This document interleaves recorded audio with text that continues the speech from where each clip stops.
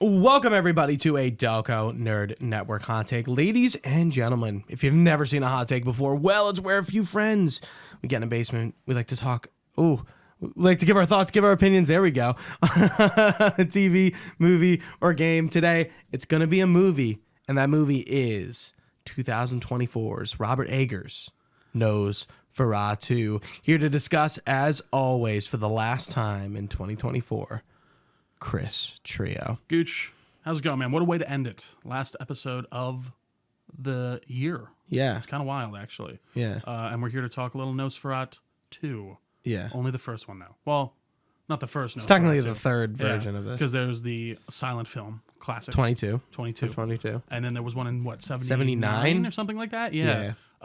Interesting stuff. But Gooch, I'm excited, man. I gotta say.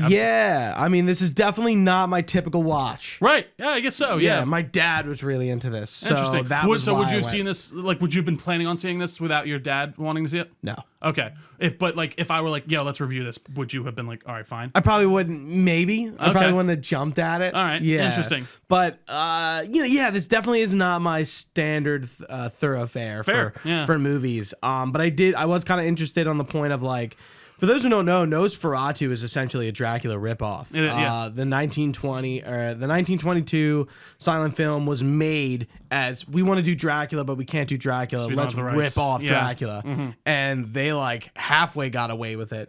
And it's clear. Yeah, it's funny. I actually don't know like the legalese behind that and all, like how they got nailed. Bram Stoker That's was what I like, thought. Yeah, he was like, or his estate was like, what the fuck are you doing, guys? This is clearly and Dracula. they like ordered like all copies of the movie like destroyed, and I guess it didn't work. Like that interesting. Wow, I was not aware of that. Yeah. So yeah, this is. But then this is legal copyright stuff in the 20s. Yeah, and then now they must have worked it out because now it's like almost a separate. I'm sure it's. I wonder if it's owned by like the Bram Stoker estate. It credits him at the end. Yeah, yeah, that's right. I know it did say like written based on Nosferatu. That was based on. Oh no, it's Dracula based by a book by Bram Stoker. Right.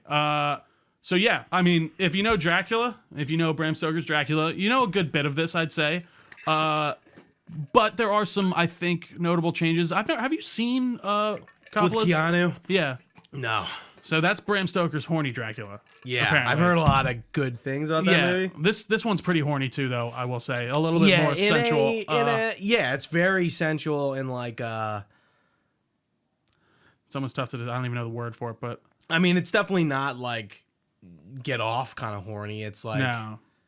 Yeah, I don't know. Embrace it. Yeah, I don't even know how to put it, but it's not there for your pleasure. It's there for like the emotion of it. Yeah, and like the emotion of it almost. Yeah. But man, I gotta say, I really did enjoy this movie. It was incredibly moody. Yeah, it's a vibe. It really is. It's a big like Bloodborne-y vibe. I feel like, absolutely between the like the clothing people are wearing and the time period, the time setting. Yeah, the German town that they're coming from, and then also you go to Transylvania. I really thought it was fantastic. I thought Eggers did a great job in just setting the tone of the film right off the bat. I think it's the first movie of his I've seen. I've been wanting to watch The Lighthouse for fucking years. Honestly, I've been wanting to watch a lot of his movies. I've been wanting to watch the Knight, right? Not the Green Knight. He didn't do the Green Knight. I think the Knight's the one he's working on next. That's his next screenplay. Oh, okay. Yeah, he just finished writing that, I think. He didn't do the Green Knight. He did The Witch. He did the Northman. He loves fucking Defoe. He loves working with him a lot. And I mean, Defoe even talked about it in one of his interviews. I love Eggers. I love his practice. I love what he does. I don't know why I'm like trying to do like a Willem Dafoe because he's fun, man. He's so good. I like him in interviews. It's just like I like working with Robert. He's a great director. I feel like really so comfortable on his sets. Yeah, it's good stuff. It really is. You can tell that like they work well together, and I think the cast in this in general was really great. The casting was phenomenal. Yeah. Everyone did a great job. Can I just say, going from and look at Aaron Taylor Johnson. That's what I'm saying. He can act. Going from Aaron Taylor Johnson and Kraven the Hunter to this, it's like, oh yeah, he's really having a nice period of films. I mean, hey, I know Kraven sucks, but like it's a movie that's coming out right on top of another successful movie he's doing. But I don't blame him for Kraven sucking. Like because he's a great actor. He's not that great in that movie, but I don't think that's necessarily his fault. But I think, again, the casting overall in this, I think, they're hamming it up a bit, but I think you need. I think you need to, though. I think that's part of it, or maybe that's just how it was back then. The hamming up is coming from Defoe's character because he's like the eccentric alchemist who studies the occult and is kind of weird. Definitely, he needs to be like that. And Ellen, right? Yeah. She. I mean, like certain parts, I feel like again she has to ham up because she's like definitely crazy. And she's going through these like, well, and I think by the end we realize she's not like, she's actually like connected to like this almost metaphysical plane, and that's why she's having these like fits. And I think that really works. And I think Lily Rose Depp really did do a great job acting those out, and it felt super real and visceral, especially with those moments when she's like drooling and like really having like a moment. Dude, I wonder if all the convulsing she did was real. Oh yeah, it's real. There's no CGI involved. Like in the that. stuff toward the end, like no, it's all like. It like going back to the sexual part of it. It's like perversely sexual. It almost looks like she's like or perverse. Yeah, not pervasive, no, perverse. It's weird. She's finding pleasure in it almost in a weird way. Yeah, I mean, like in the beginning, like she's like almost sounds like she's orgasming. Well, and that first scene, I think the idea is they are. Yeah. He does like they do have this sexual connection as well as love. So how does she wake Nosferatu up? What? So I don't. That's the. I was talking to my dad. I'm like, wait. I don't get it. Like, so what she is do? she is a what's his name's character says this. Defoe's character. She's she's a mystic of some kind. She has some type of psychic ability. Right. And because I remember she's praying. Right, and she's very lonely when she's younger because she's having these psychic fits and no one understands her, and she just reaches. She's so sad that she just starts almost reaching out in her own mind. And that's how she connects with Nosferatu and awakens him. And then that's when they make the first pact because she's so lonely. And then he goes away. And then obviously the years later he comes back. So does he like metaphysically have sex with her? I think so. Or he actually gets there. Because they really kind of... They play up and down his like mysticism. Yeah. They really don't give you a lot of on the face stuff. I know Nosferatu is his like... not vampire name, right? And Count Orlok is obviously his like that's who he persona, was. Yeah, and like dude, his God, fucking Scar, dude, he's a force. You almost like what? You almost he's so good. Let me preface this. Like he's that amazing. Voice is like a very stereotypical vampire, and it's super slow. I will say I couldn't understand him sometimes. Yeah, that was the only problem. It was getting I had a little with garbly. That. But no, even just that moment when he's sitting there and he's like wheezing, like he's a living dead. He's the living dead. So I think they played that up really well.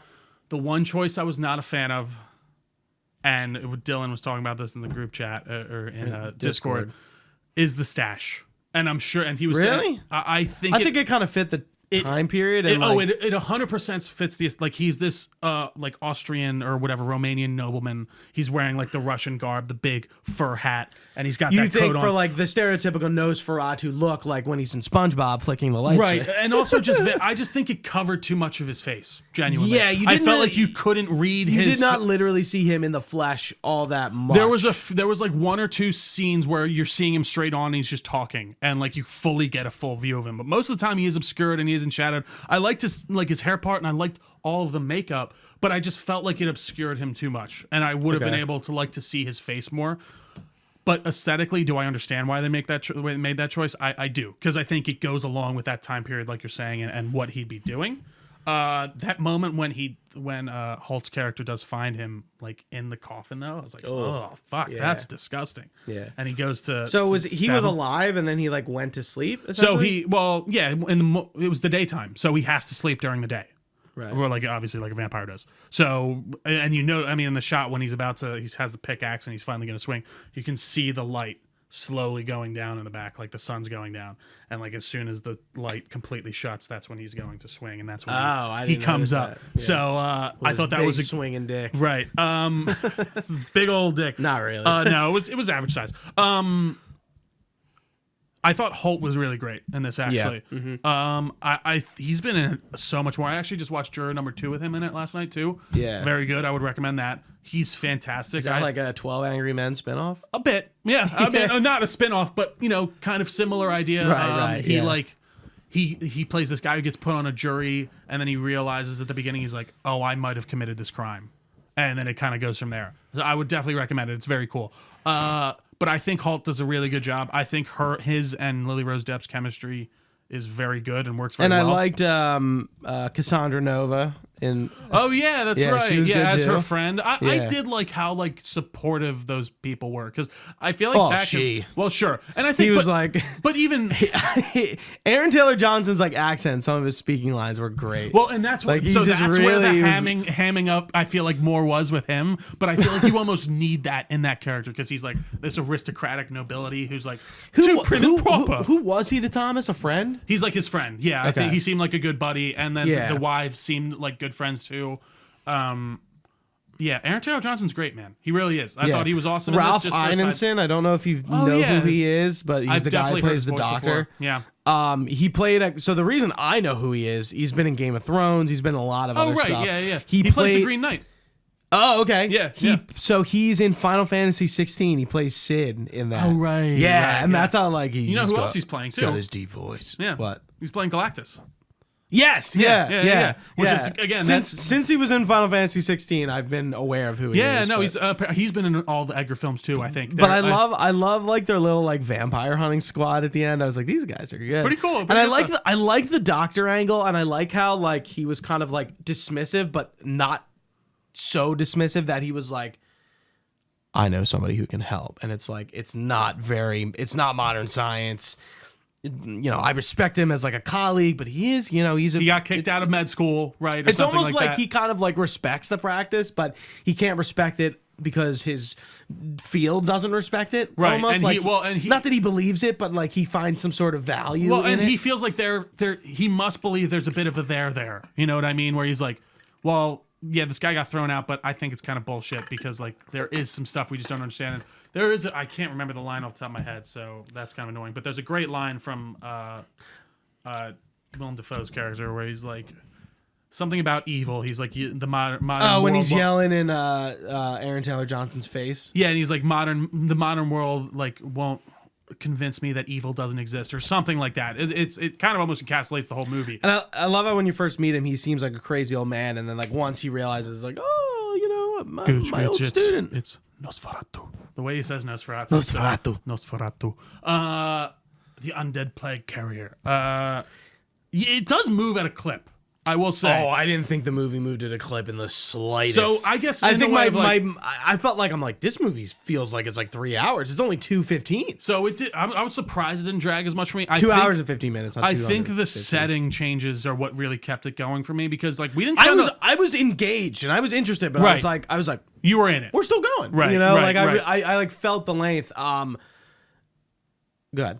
Yeah, I know. I thought the setting changes maybe helped with that for me at least, where it's like, okay, we're in the German town. We're cutting back to Lily Rose Depp and that character and all that, and then okay, he's going to see Orlok. He's in the Orlok castle, and that castle was creepy as fuck and well shot. When I loved his like sprint to the door and the like the way like he's like getting me the fuck out of here. Yeah, he's like I'm jumping off here. I don't give a fuck. So the town, I thought was really cool. That was really cool. Yeah. So did they kill another vampire?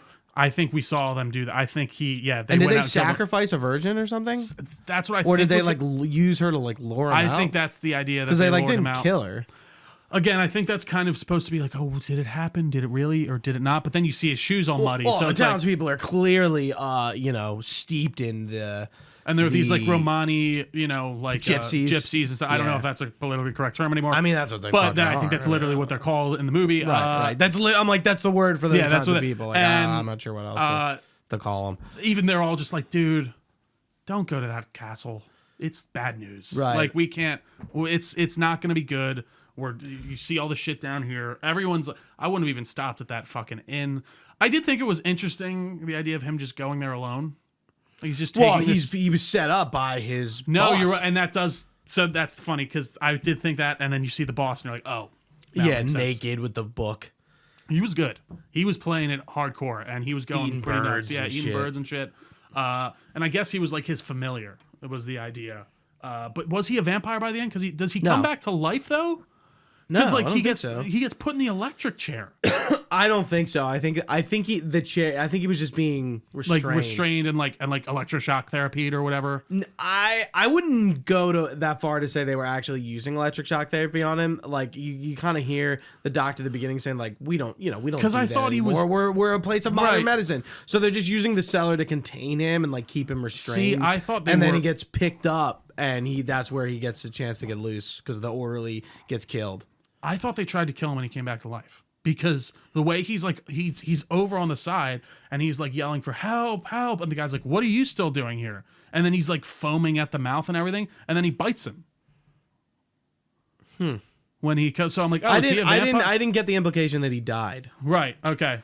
But because he went up to the remember it goes to the doctor he escaped. It's not like he died and then he escaped. You think they would have said that because they would have see? I thought that's what he's like. No, he was like, oh no, yeah, he got out. We got to go see the madman. Right. Interesting.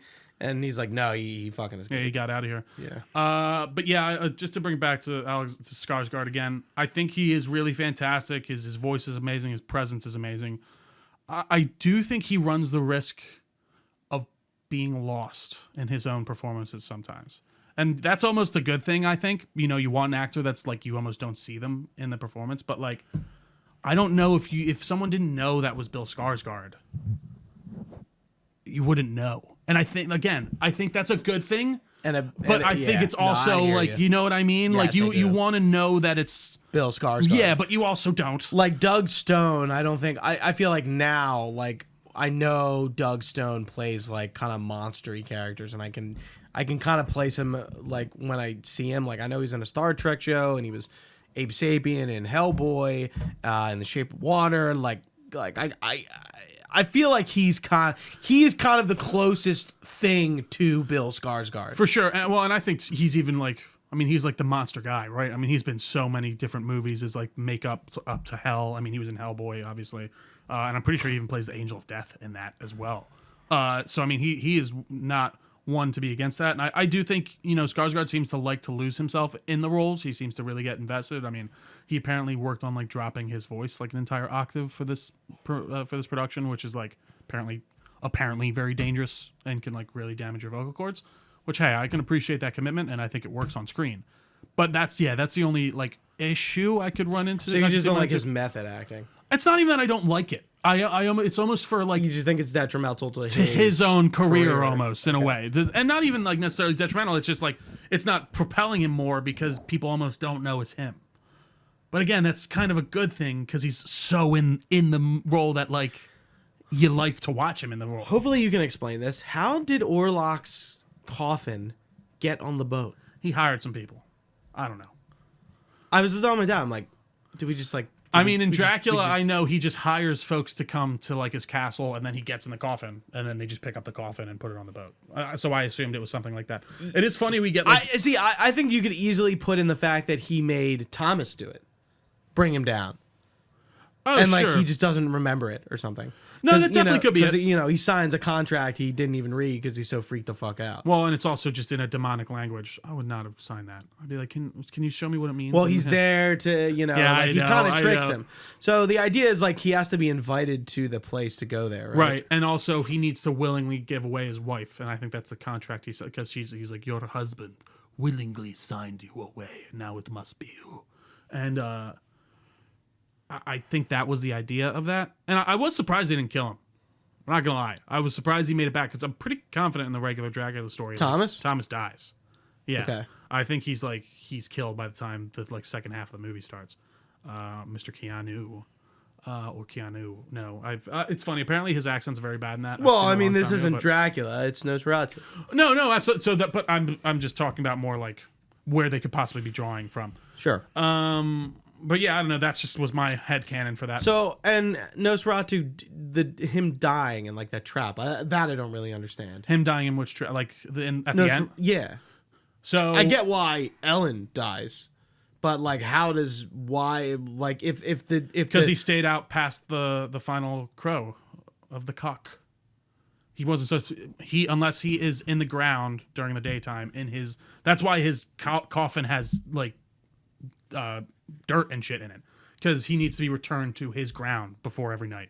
So he literally had to fill it up with dirt from his homeland That's why it's with him.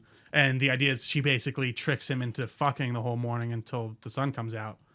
And because he's loving it so much, and then that kills him. And then she sacrifices herself to do it. And that's what she has to do. That's what Willem Dafoe... I mean, are they having sex? Sorry, or he's just sucking her blood. Yeah. Are they I think having it's sex? very much implied that they're also fucking. I mean, it's... sure, it's definitely sexual in nature. I mean, he's humping her. Yes. Like, he's like... Oh, and the sound, like, when she's like... Because he looks up and he's like, oh, time's coming. And she's like, no. Let's keep going. And then, like... Really? Yeah, because I must have missed there's that. one part where he, like... Or not been thinking because he about looks it. up and he's like, what the fuck? And she's like, no, it's okay. Just keep going. And that's when he, like, goes back into her chest. And, like, the sound that it makes when he, like, chomps back in, I was like, ugh. Yeah, I remember that. I just don't remember And then, because that's what Willem Dafoe keeps saying. He's like, he has to be returned to the ground before the sun comes out. Yeah, like, I understood, but I'm just like, did he just, like, forget? So I think the idea he was so enamored with his love Right. that he just forgot. And then... It's been a while. It was... it doth be beauty that killed the beast, Gooch. And that's it, unfortunately. Yeah, I enjoyed it. Our theater was pretty packed. Yeah. A lot of different kinds of people in there for sure. There was like a younger group of girls, and I'm like, I was like, oh, they're talking in the previews. I'm like, do I have to fucking kill a bitch? Do I need to lay down the law right now? Yeah. But they were quiet. No, that's good. Yeah, I had this very kinds of different similar thing too. Actually, very packed. Seen it theater. on Christmas Day, like some sort of fucking Christmas. degenerate. Gooch says Christmas Day. Like I went at 7 p.m. at night and missed my family party. Family party ended. We were gonna go home, watch a movie anyways. Nosferatu was playing. We're stopping for Nosferatu. Why wouldn't we? So many people. That was really what's... That's the problem. There's so many people. That's the problem.